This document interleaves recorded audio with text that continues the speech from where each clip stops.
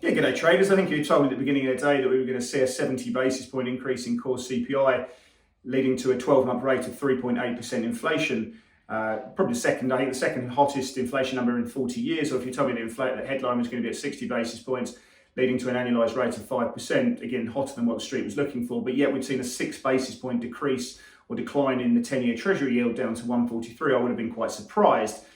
But that's the situation that we've been seeing there. We have seen inflation expectations moving up 3 basis points if you look at break-evens, and that's led to a material decline in real yields. If you look at 10-year real yields, they're down about 9 basis points, which is a material move, and the gold market's always going to respond fairly comfortably in that situation, as is what we've been seeing in tech. We've seen tech blowing up quite nicely, and the Nasdaq looks really strong at the moment. We've seen financials really taking a back seat. Energy's somewhat flat, but generally we've been seeing short financials on the back of this number. We've seen good buying in tech as a result of that decline in real rates that we've been seeing.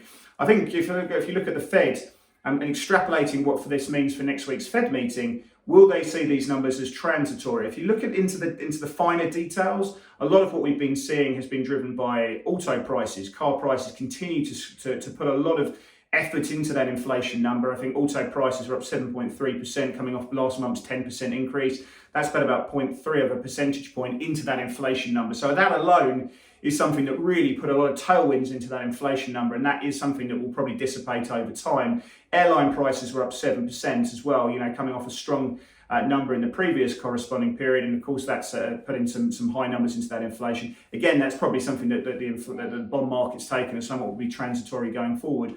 What will throw the Fed off a little bit is what's happening in owners' equivalent rents. That continues to increase, and that should increase going forward. That's 40% of the core CPI basket. So if that continues to gravitate higher, that will underpin what we've been seeing in inflation going forward. If you extrapolate this out to core PCE, which we don't get until the 25th of the month, one would say that core PCE is probably running around 3.4%, or probably increase about 50 basis points on the month. And that's something that the Fed will look at very closely, because if you look at the dot plot projections recently, and if you have a look at the economic projections we've been seeing from the Fed, they are looking for core PEC for this year to be at 2.2%. So one suspects that there will probably be a material increase in the Fed's core PEC numbers for when we see them being revised up next week. But what happens in 2022, that's where we're going to get the revisions coming through, and whether the Fed will be seeing this as transitory as well.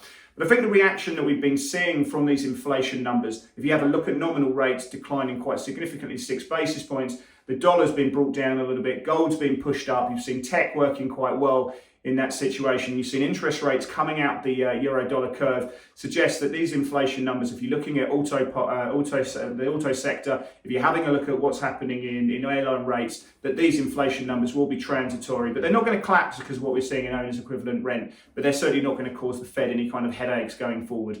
But something we're looking at, will we continue to see the dollar weakening off a bit? Volatility's collapsed. We've seen the VIX down at 16%, and we've seen tech working really well.